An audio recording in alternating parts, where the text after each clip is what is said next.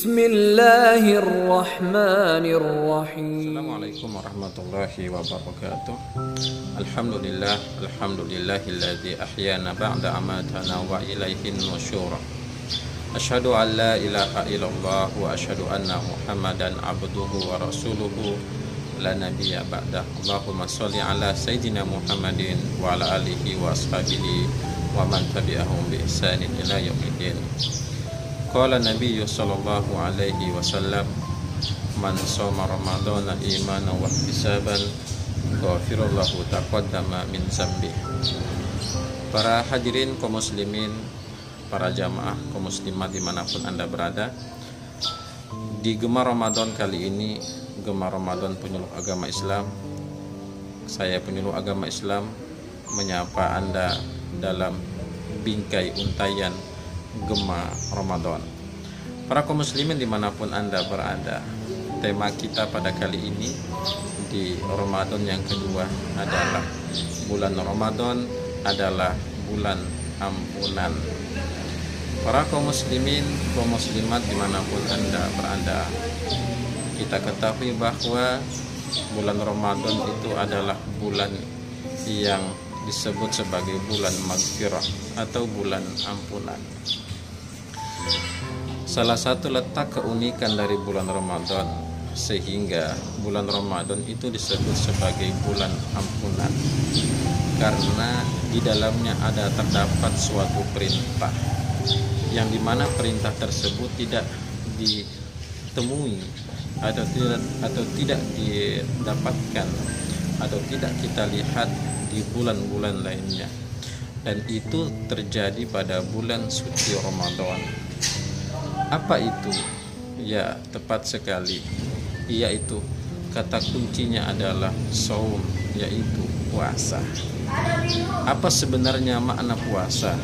Secara bahasa ternyata puasa itu memiliki makna yang beragam, tapi secara kultural, secara filosofi, secara bahasa, puasa itu disebut dengan menahan atau pergantian jadwal makan, yang dimana ketika di luar bulan Ramadan kita bisa makan seenaknya, kita bisa makan jam berapa saja yang kita mau makan, kita bisa minum kapan saja waktu kita, di mana dalam kondisi seperti apapun.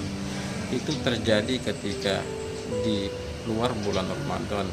Akan tapi ketika memasuki bulan Ramadan, hadirin, semua aktivitas-aktivitas yang berbau dengan makanan ataupun minuman di bulan Ramadan itu semuanya tidak boleh.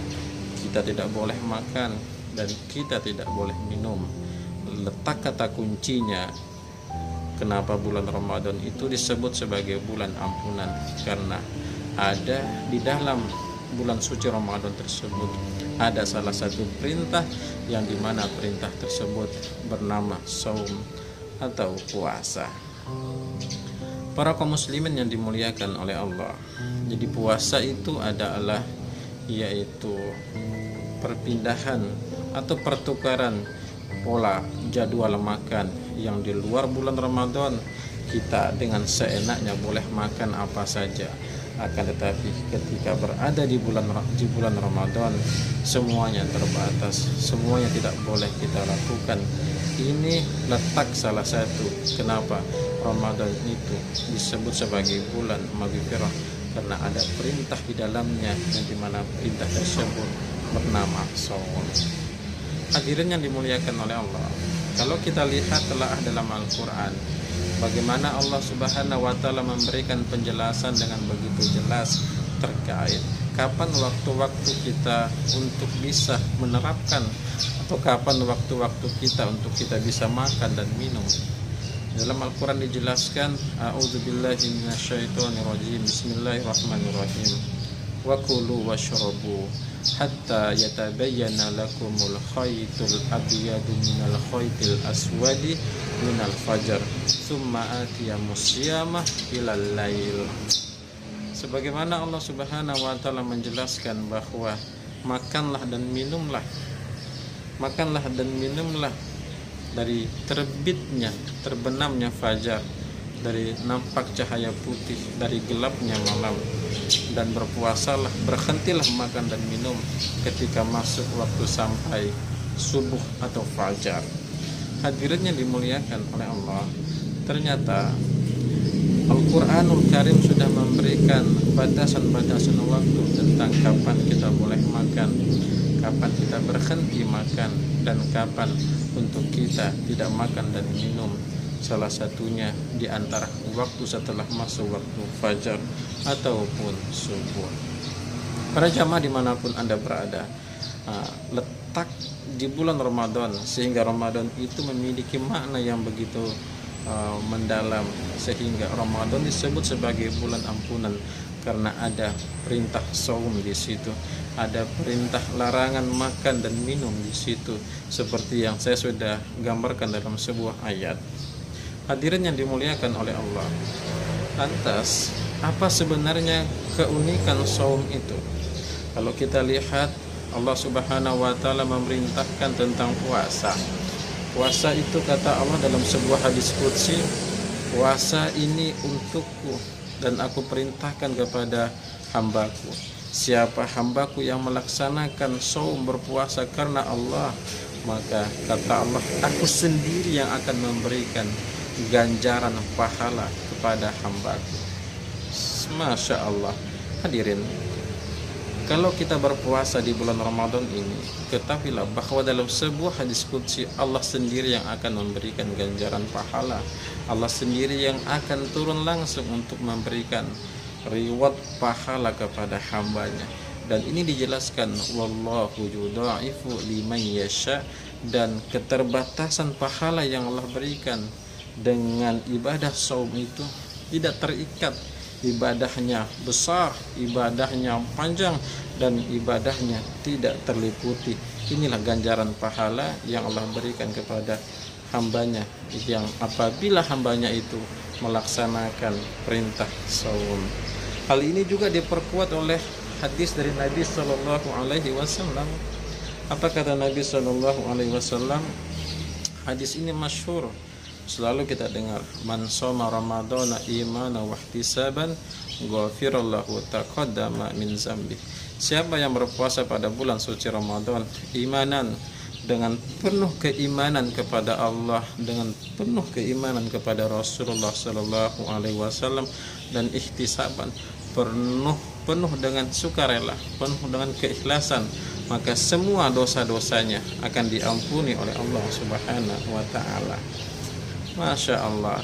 Hadirin, semua dosa-dosa kita di bulan Ramadan ini memiliki potensi untuk diampuni oleh Allah Subhanahu wa taala. Dosa kecil, dosa akbar, apapun jenis dosa kita yang pernah kita perbuat di hadapan Allah Subhanahu wa taala, maka dengan hadirnya Ramadan, dengan bingkai puasa di bulan Ramadan, maka Allah Subhanahu wa taala akan mengampuni dosa-dosa kita.